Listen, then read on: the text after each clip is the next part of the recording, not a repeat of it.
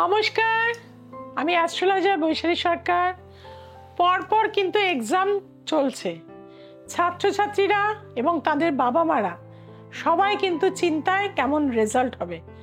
Result বেরোনোর পরে চিন্তায় থাকেন কোন স্ট্রিমে পড়াশুনো করাবো, কোন দিকে নিয়ে যাব।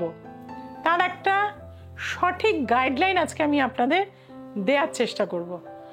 প্রথমেই বলবো যে আমাদের কিন্তু পড়াশুনো বিশেষত ক্লাস 10 অবধি দেখতে গেলে 4th হাউসকে কিন্তু দেখতে হয়। 4th হাউসের সাথে সাথে কিন্তু আমাদের যেহেতু আরেকটু এগিয়ে যাবেন 5th, অর্থাৎ আপনার বুদ্ধিমত্তা, আপনি কতটা ইন্টেলিজেন্ট, আপনি যে পড়াশোনাটা করছেন সেটা কতটা রাখতে পারবেন, এবং 5th অর্থাৎ আপনার এই পড়াশোনাটা যাতে আগামী দিনে আরো এগিয়ে যেতে পারে তার জন্য 9th হাউসকে কিন্তু আমাদের দেখতে হয়। উচ্চবিদ্যা হওয়ার পর আমরা কিন্তু প্রফেশনে ঢুকে যাই, তার জন্য 10th হাউসকে দেখতে হয়।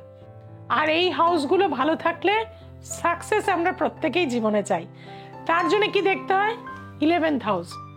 এবং এডুকেশনের মেন দুটো কারগ্রহ জুপিটার, মার্কারি। জুপিটার কি করে?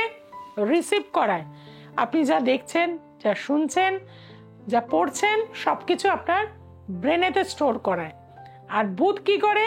সেটাকে এক্সপ্লেন করায়, অর্থাৎ আপনি যতটা রেখেছেন স্টোর করে সেটাকে কিভাবে সুন্দরভাবে আপনি পরীক্ষার খাতায় লিখতে পারেন। প্রথমেই বলবো এই সময় যাদের দ্বিতীয়ভাবে বা চতুর্থভাবে রাহুর অ্যাসপেক্ট রয়েছে তারা যত ভালোই স্টুডেন্ট হোক না কেন ছোট ছোট ভুলের জন্য তাদের কিন্তু নাম্বার অনেকটা কমবে। এটা আমি প্রত্যেকবার দেখি, স্টুডেন্টরা আসে যে প্রচণ্ড ভালো রেজাল্ট হওয়া উচিত ছিল কিন্তু আশানুরূপ রেজাল্টটা হলো না।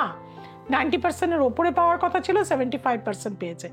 আর এই যে জায়গাগুলো, এটা কিন্তু রাহুর অ্যাসপেক্টের জন্য তাড়াহুড়ো করে লেখা ইনকমপ্লিটনেস বা সিলি মিস্টেকের জন্য কিন্তু প্রবলভাবে দ্বিতীয় ভাব বা চতুর্থভাবে রাহুর অ্যাসপেক্ট থাকলে হয়। আবার মিডিওকার স্টুডেন্ট পড়াশোনাও খেটেছে, সে কিন্তু চতুর্থভাবে যদি আপনার বৃহস্পতির দৃষ্টি যখন রেজাল্ট বেরোবে বা দ্বিতীয়ভাবে থাকবে তখন কিন্তু তার রেজাল্টটা যথেষ্ট ভালো হয়ে যায়। অর্থাৎ তখন কিন্তু আমরা বলি না যে পাশের বাড়ির মেয়েটা, বাবা ও এত ভালো রেজাল্ট করে ফেললো, ও তো সেরকম ভালো স্টুডেন্ট না, কিন্তু এটা ট্রানজিটের কারণে গ্রহের গোচরে আপনার ভাগ্যকে ত্বরান্বিত করে থাকে। আর যারা ভাবছেন যে সায়েন্স নিয়ে স্টুডেন্টদের ভর্তি করাবেন, সায়েন্স স্ট্রিমের দিকে যেতে চাইছেন, তাদেরকে বলবো অগ্নিতত্ত্ব, বায়ুতত্ত্বের প্রাধান্য কিন্তু জন্মছকে ভীষণ ভালো থাকতে হয়। এবং চতুর্থ ভাব, দ্বিতীয় ভাব, একাদশ ভাব, দশম ভাব যদি দেখা যায় এই তত্ত্বগুলোর সাথে যুক্ত হয়ে রয়েছে, বা শুক্র, মঙ্গল, রবি, বুধের কানেকশন এই ঘরগুলোর সাথে হয়ে রয়েছে, সেই সব স্টুডেন্টকে কিন্তু আমি সায়েন্স নিতে বলি। আবার যদি দেখা যায় শনি, বৃহস্পতি পিতৃতত্ত্বের সাথে যুক্ত অবস্থায় রয়েছে, শনি, বৃহস্পতি, বুধ পিতৃতত্ত্বের প্রাধান্য বেশি হয়ে গেছে, তারা যদি কমার্স নিয়ে পড়াশুনো করে সেটা তাদের জন্য কিন্তু ভালো রেজাল্ট পরবর্তী সময় দিয়ে থাকে। আবার চন্দ্র, শুক্র, বৃহস্পতি যদি জলরাশির সাথে শনি যদি যুক্ত হয়ে যায়, দ্বিতীয় ভাব, চতুর্থ ভাব, নবম ভাব, দশম ভাব বা একাদশ ভাবের কানেকশন বেশি হয়, তাহলে তারা যদি আর্টস নিয়ে পড়াশুনো করে সেটা কিন্তু তাদের জন্য খুব ভালো হয়ে যায়। কাজেই যারা বোর্ড দিচ্ছেন অন্তত আপনারা এমনি কাউন্সিলিং তো করান, বা ভর্তি হওয়ার আগে অন্তত একটা জ্যোতিষ কাউন্সিলিং নেবেন যে আপনার সন্তানের কেরিয়ারটা কোন দিকে আসে। কারণ আমি মেন ফোকাস দিই 10th হাউসকে। দশম ভাব কি বলছে? দশম ভাব আপনার প্রফেশন কোন দিকে নির্দেশ করছে। অনেক ইঞ্জিনিয়ার ছেলেরাও কিন্তু এখন দেখা যাচ্ছে সোশ্যাল মিডিয়া নিয়ে কাজ করছে, ভালো কাজ করছে। কাজেই নতুন নতুন দিগন্ত কিন্তু খুলে গেছে, কোনো দিকটাই খারাপ না, কিন্তু সাকসেস আপনার কোন দিকে আছে সেটা আপনাকে জানতে হবে।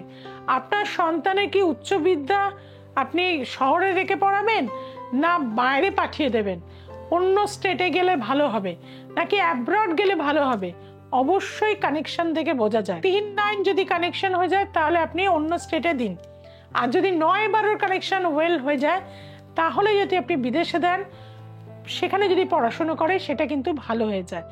কাজেই পড়াশুনো এবং কোন স্ট্রিমে যাবে, ল নিয়ে পড়বে, না মেডিকেল স্ট্রিমে যাবে, না ইকোসায়েন্স নিয়ে পড়বে, না বায়োলজি নিয়ে পড়বে, সমস্ত দিকটাই কিন্তু আপনার জন্ম ছকে রয়েছে। আর এখন তো নতুন নতুন সাবজেক্ট অনেক বেরিয়ে গেছে, কমিউনিকেশন, বিভিন্ন সাবজেক্টের কমিউনিকেশন করে বিভিন্ন রকম আমরা MBA করছে, নানা রকম দিকে যাচ্ছে। কাজে সেই জায়গাগুলো গ্রাফিক্সে যাচ্ছে, কেউ অ্যারোনটিক ইঞ্জিনিয়ারিংয়ে যাচ্ছে এখনকার ছেলেমেয়েরা, কাজে অ্যাভিয়েশনে যাচ্ছে। কাজে কার কোন দিকে যাওয়া উচিত এইগুলো যদি আপনার সময় থাকতে একটা জ্যোতিষ কাউন্সিলিং সঠিকভাবে করতে পারেন, বা আপনার যেটা মনের ইচ্ছা, আপনার সন্তানের যেটা মনের ইচ্ছা, জোর করে তাকে চাপিয়ে দেবেন না। আপনার ননদের ছেলে ইঞ্জিনিয়ারিং করেছে বলে আপনার ছেলেকেও করতে হবে এরকম কোনো ব্যাপার নেই। আপনার ছেলের সাকসেস কোন দিকে আছে সেটা কিন্তু আগে দেখে নেওয়ার প্রয়োজনীয়তা রয়েছে। সেইগুলো যদি আমরা সময় থাকতে, কারণ সময় কারো কাছে আটকে থাকে না, সময়ের কাজ সময় করতে, আর যে মানুষ সেটা করে থাকে সেই কিন্তু জীবনে সফলতা লাভ করে। কাজে আপনার সন্তানকে যদি আপনি সফল দেখতে চান, একবার আমার কাছে কাউন্সিলিং করাবেন। অগণিত স্টুডেন্টরা আজকে যারা কেউ ডাক্তার, কেউ লয়ার, কেউ CA, কেউ এয়ারোস্টেস, কেউ বিউটিশিয়ান, কেউ বুটিক করেছে, কেউ খুব ভালো ইউটিউবার, প্রত্যেকেরই কিন্তু আলাদা আলাদা সেক্টর রয়েছে, একটার সাথে আরেকটা গুলিয়ে দেবেন না। কাজেই যারা নিজেরা সফল হতে চাইছেন বা সন্তানকে সফল দেখতে চাইছেন, তাদেরকে বলবো নিচে যে ফোন নাম্বারগুলো রয়েছে অবশ্যই সেখানে যোগাযোগ করে নিতে হবে। এবং শুধু হরোস্কোপ না, বাস্তু এবং নিউমেরোলজি মতে কিন্তু আমি 3টে জিনিসকে ব্যালেন্স করে আপনাকে গাইডলাইন দিয়ে থাকি। আর সেই সঠিক গাইডলাইন নেওয়ার জন্য অবশ্যই একবার কিন্তু আমার কাছে আসতে হবে। প্রতিটা অমাবস্যায় আমি পৌঁছে যাই মা তারার কাছে, সেখানে আপনাদের জন্য কিন্তু সাধনা করে থাকি। অগণিত মানুষ যায়, তারা কিন্তু আজ ভালো আছে। আর আপনি যদি ভালো থাকতে চান, জীবনে সাকসেস পেতে চান, জীবনে ব্র্যান্ড হতে চান, তাহলে কিন্তু একবার আসতে হবে আমার কাছে। চ্যালেঞ্জ গ্যারান্টি যুক্ত রেমেডি পাবেন, দুঃখ যন্ত্রণা কষ্টকে কিন্তু দূর করিয়ে দেওয়া সম্ভব হয়। অ্যাস্ট্রোলজি বহু প্রাচীন শাস্ত্র, এবং আমাদের মহাকুম্ভ থেকে আরম্ভ করে আমাদের বিয়ে বলুন, পৈতে বলুন, সবকিছুই কিন্তু এই গ্রহ নক্ষত্রের আধারেই হয়। আমাদের দেবতারাও কিন্তু রত্ন পড়ে থাকে। কাজেই প্রত্যেকটা সেক্টরে আমাদের কিন্তু অ্যাস্ট্রোলজি রয়েছে, জানতে হয়, শিখতে হয়, বুঝতে হয়। তার জন্য যারা শিখতে চাইছেন অনলাইন, অবশ্যই 8697339671-এ যোগাযোগ করবেন। আর যারা চেম্বারে আসতে চাইছেন, বেহালা, ব্যারাকপুর, শেওড়াফুলি, হাওড়া এবং কলকাতার বিভিন্ন গড়িয়াহাট বিভিন্ন চেম্বারে আমাকে পেয়ে যাবেন। এছাড়া নর্থ বেঙ্গলে প্রতি মাসে শিলিগুড়ি, বহরমপুর, মালদা, কৃষ্ণনগর চেম্বারে পাচ্ছেন। দুর্গাপুর, আসানসোল চেম্বারেও কিন্তু আপনারা পেয়ে যাচ্ছেন। যার যেখানে সুবিধা অবশ্যই যোগাযোগ করে নিন। দ্য এসেন্স অফ অ্যাস্ট্রোলজিকে কি করতে হবে? সাবস্ক্রাইব করে নিতে হবে। যে বেল আইকনটি রয়েছে তাকে প্রেস করুন, এবং প্রতিদিন দুপুর 2টা থেকে 3টে পর্যন্ত আমি লাইভে থাকি। সরাসরি the essence of astrology Facebook চ্যানেলে আমার সাথে কথা বলুন। যারা আসতে চাইছেন, দেখাতে চাইছেন, নিচে যে ফোন নাম্বারগুলো যাচ্ছে অবশ্যই যোগাযোগ করে নিন। আজ এই পর্যন্ত।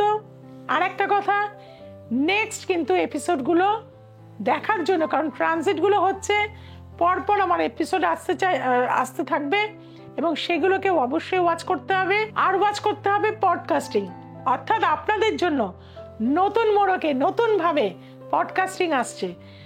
এবং কিভাবে অ্যাস্ট্রোলজি শুরু হয়েছে, আমার যাত্রাপথ কিভাবে শুরু হয়েছে, তন্ত্র সাধনা কিভাবে করে থাকি, কত মানুষ এসে কিভাবে উপকৃত হয়েছে, সমস্ত বিষয় নিয়ে কিন্তু বিশদে আলোচনা থাকবে। তার জন্য আজকে এখনই দ্য এসেন্স অফ অ্যাস্ট্রোলজিকে সাবস্ক্রাইব করুন। সবাই খুব ভালো থাকুন, সবাইকে খুব ভালো রাখুন। নমস্কার।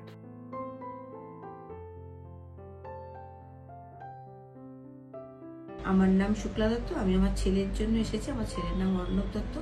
ম্যামের কাছে এসে আমি অনেক সুফল পেয়েছি। আমি অনেক জায়গায় ঘুরেছি, কিন্তু সেরকমভাবে ফল পাইনি, কিন্তু ম্যামের কাছে আসা মাত্রই আমি 3 মাসে আমি অনেক ফল পেয়েছি। এখন আমি অনেক শান্তিতে আছি, ছেলেও অনেক ভালো আছে।